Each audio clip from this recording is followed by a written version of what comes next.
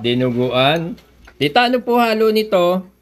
Pati lang. At saka nilagyan ko isang lapay. Tapos isang konting atay. Baboy, Baboy lang. lapay, atay.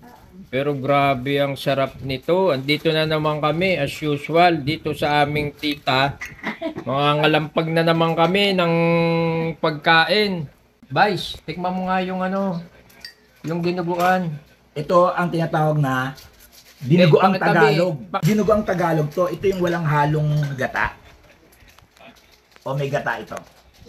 So, suka lang kumbaga. Suka at saka... Huwag kang di mainit ah. O, ano. Su- So, paano yan? ibig sabihin, ito ay Tagalog. Dinuguang Tagalog ang tawag sa amin dito sa Quezon. Dinuguan Tagalog. Sarap. Kasi, ano yan? May... Pinalambot Sarsa ko pa lang. Ayun, pinalambot ko sa... May ano yan? Sobrang lambot ng karne. May Sprite. May halong Sprite to. Sikreto na naman to.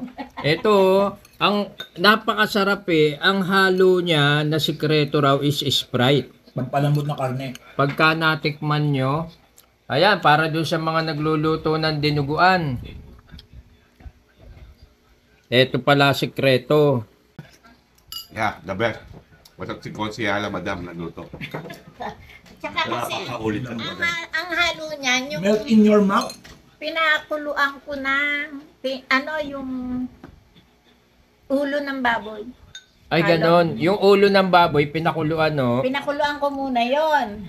Tapos saka ko hiniwa, saka ko isinama doon sa kasim na baboy. Kasim na baboy, tapos Saka yung lapay. Lapay. Oh, lapay. Ano yung parang may matigaso? Tenga. Tenga yun eh. Ayun. Kasi nga ulo. Kakaiba tong dinuguan na to.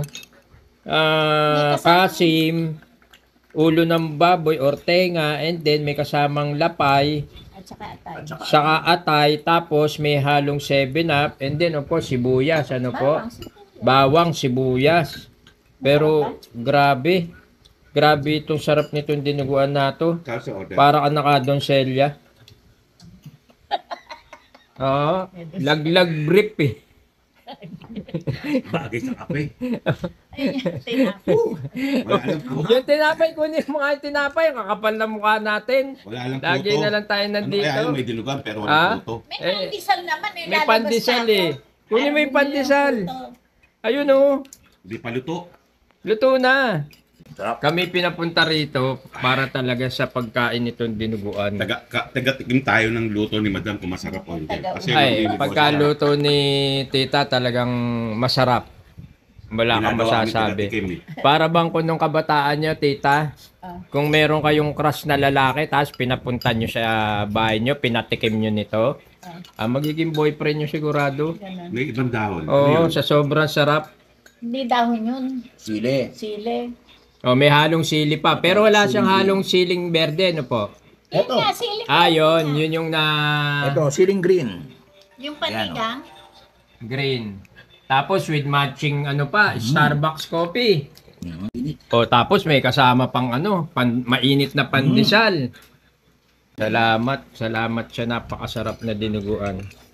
Dinuguan ng Bulacan. Ha?